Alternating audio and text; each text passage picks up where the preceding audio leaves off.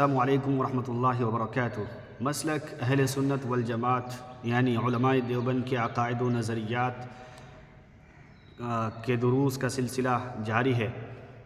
آج ہم لوگ درس نمبر 17 میں حاضر ہیں اور آج ہمارا موضوع ہے معجزات انبیاء علیہم السلام، یعنی انبیاء علیہم السلام کو جو معجزات دیے جاتے ہیں وہ کیا ہے، ان کے بارے میں شریعت میں کیا تفصیل آئی ہے اور معجزات پر ایمان لانے کے تعلق سے کیا باتیں شریعت کے اندر ہے، ہم ان چیزوں کو جاننے کی کوشش کریں گے۔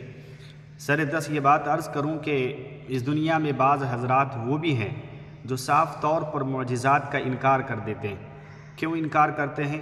کیونکہ ان کی عقل کے اندر وہ بات نہیں آتی کہ خرق عادت چیز کا پیش آنا، ایسی چیزوں کا وجود میں آنا جو عموماً انسان کی نگاہوں سے اوجھل ہوتا ہے اور انبیاء کے علاوہ کسی شخص کا اس پر مطلع ہونا محال ہوتا ہے۔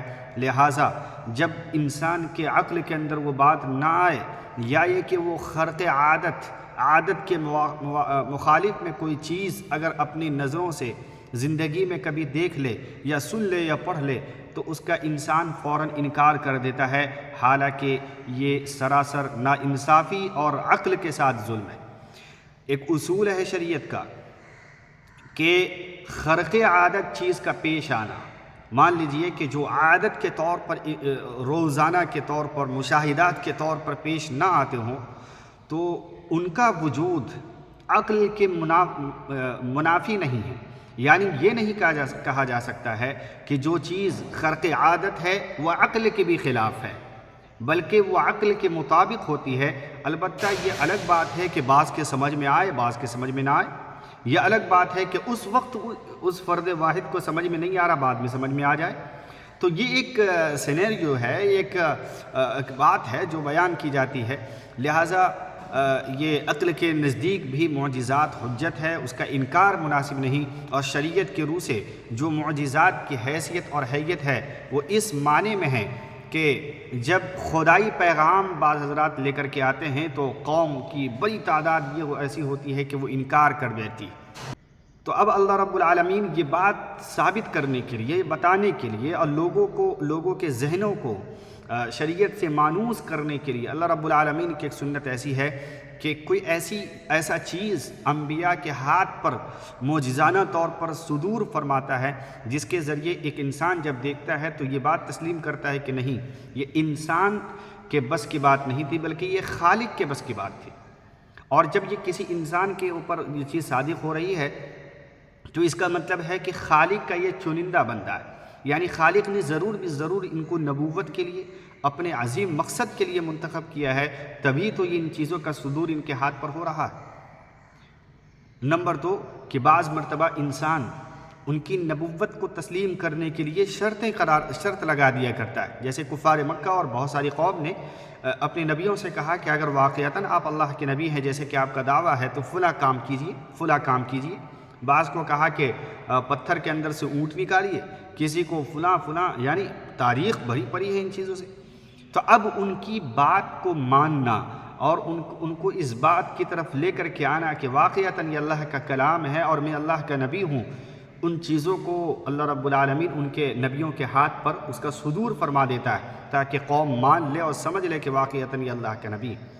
تو ایسی چیز جو بندوں کے ہاتھ پر عمومی طور پر پیش نہ آ سکتے ہوں، خاص منتخب اور چنندہ بندوں کو اللہ رب العالمین اس بات پر مطلع فرما دے، اور کوئی ایسی چیز پیش آ جائے جو عام طور پر پیش نہ آتی ہو، ان کو ہم معجزہ کہتے ہیں، اور یہ شریعت کے روح میں بہت ہی مستحسن چیز ہے اللہ کی بات اور نبی کی بات کو تسلیم کرانے کے لیے۔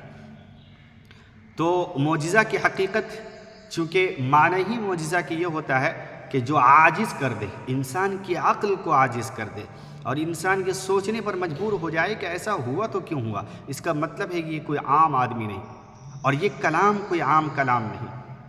مان لیجئے کہ حضرت موسیٰ علیہ السلام کے ہاتھ میں، یعنی ان کے جو ہاتھ کے اندر اللہ رب العالمین نے ایک معجزہ عطا فرمائے تھے کہ جب وہ ایسا کرتے تھے تو ان کے ہاتھ سے شعاع روشنی پھوٹتی تھی، اور روشنی اتنی زیادہ ہوتی تھی کہ ایسا لگتا تھا کہ یہ سورج کی روشنی پورے اطراف کو روشن کر دیتی تھی۔ تو اب یہ ہر انسان کے ہاتھ پر پیش نہیں آ سکتا ہے، پوری کائنات بھی مل کر کے بیٹھے اور یہ کوئی چیز بنانا چاہے نہیں بنا سکتی۔ یہ ایک معجزہ تھا جو حضرت موسیٰ کے ہاتھ پر صدور ہوا۔ تو عقل جہاں پر حیران ہو جائے، جہاں پر عقل عاجز ہو جائے، ایسی چیز کو معجزہ کہا جاتا ہے۔ اور کیوں معجزہ دیا جاتا ہے اس کی تفصیل میں نے آپ کے سامنے ذکر کر دی ہے کہ معجزہ اصل میں خدا اور رسول کی باتوں کو ماننے کے لیے اور احکام شریعت کو منوانے کے لیے، تاکہ ذہن کی کجی دور ہو جائے، اللہ رب العالمین ایسے کام کا انبیاء کے ہاتھ پر صدور فرما دیتا ہے۔ اس تعلق سے مفسر قرآن حضرت مولانا محمد ادریس کاندھلوی رحمۃ اللہ علیہ معارف القرآن، جو ان کی معارف القرآن ہے، ان کے جلد نمبر 3 صفحہ نمبر 183 پر تحریر فرماتے ہیں کہ خداوند ذوالجلال کی سنت یہ ہے کہ جب کسی برگزیدہ بندے کو خلعت نبوت و رسالت سے سرفراز فرماتے ہیں تو اس کے ہاتھ پر ایسے خارق عادت افعال کا ظہور فرماتے ہیں جو قوت بشریہ کی حدود سے بالکل خارج ہو، اور تمام افراد بشر اس کا مثل لانے سے عاجز ہو۔ ایسے افعال کو معجزہ کہتے ہیں، جیسے کہ آگ کا حضرت ابراہیم علیہ السلام کے حق میں برد و سلام ہو جانا، یعنی جس طریقے سے آگ حضرت ابراہیم کے لیے سلامتی کی چیز بن گئی تھی، اور حضرت ابراہیم بالکل آگ میں موجود تھے، ان کو آگ جلا نہ سکی، حالانکہ آگ کی عادت اور فطرت یہ ہے کہ آگ کے اندر جو چیز جاتی ہے اس کو جلا کر بھسم کر دیتی ہے۔ لیکن اس صفت کو، جو آگ کی جلانے کی صفت ہے، اللہ رب العالمین نے حضرت ابراہیم کے ہاتھ پر برد و سلام کر دیا تھا، سلامتی والی، امن والی، سکون والی چیز بنا دیا تھا، اور آگ ان کو جلا نہ سکی۔ اسے کہا جاتا ہے معجزہ۔ اسی طریقے سے ایک مثال اور دیا گیا کہ موسیٰ علیہ السلام کے عصا کا سانپ بن جانا، یعنی حضرت موسیٰ کی جو لاٹھی تھی، جب چاہتے اور ان کو جب زمین پہ مارتے تو اژدہا بن جاتا۔ اور بڑا ایک قصہ قرآن مقدس میں، احادیث میں بھی وارد ہوا ہے، فرعون اور فرعونیوں کے ساتھ جو ان کے مناظرے مکالمے ہوئے، اور اس مقام پر جادوگروں نے جادو کی رسیاں ڈالی، اور حضرت موسیٰ نے آخر میں جب اپنے عصا کو ڈالا تو پھر کیا مناظر تھے، اور تمام کے تمام جو جادوگر تھے وہ ایمان قبول کیے۔ تو یہ معجزہ حضرت موسیٰ، اب بتائیں کہ لاٹھی کا اژدہا بن جانا یہ کیا پوسیبل؟ بالکل نہیں، ممکن ہی نہیں۔ تو حضرت موسیٰ کے ہاتھ پر تو ان کا صدور ہوا۔ اسے کہا جاتا ہے یعنی جو عقل کے اندر بات نہ آئے، عقل کو عاجز کر دے، ایسی چیزوں کا ظہور اور اللہ کے برگزیدہ مبارک لوگوں کے ہاتھوں پر، تو یہ معجزہ کہلاتا ہے۔ اسی طریقے سے حضرت عیسیٰ کے بارے میں ہے کہ وہ جب مادرزاد، کوڑھی، اندھے، نابینا کے چہرے پر ہاتھ پھیرتے تھے تو وہ ٹھیک ہو جایا کرتے تھے۔ یہ معجزہ حضرت عیسیٰ علیہ السلام کو اللہ رب العالمین نے عطا فرمایا تھا۔ اب اگر دنیا کائنات کا کوئی انسان، تمام دنیا مل کر بھی ایک کوڑ کے پاس جائے اور ان کو ہاتھ پھیرتا رہے، کیا فرق پڑتا ہے؟ لیکن حضرت عیسیٰ کے ہاتھ کے اندر اللہ رب العالمین نے معجزہ کا صدور فرمایا، اور جب وہ ہاتھ پھیر دیتے وہ ٹھیک ہو جاتا سامنے والا۔ تو یہ چیزیں ہیں۔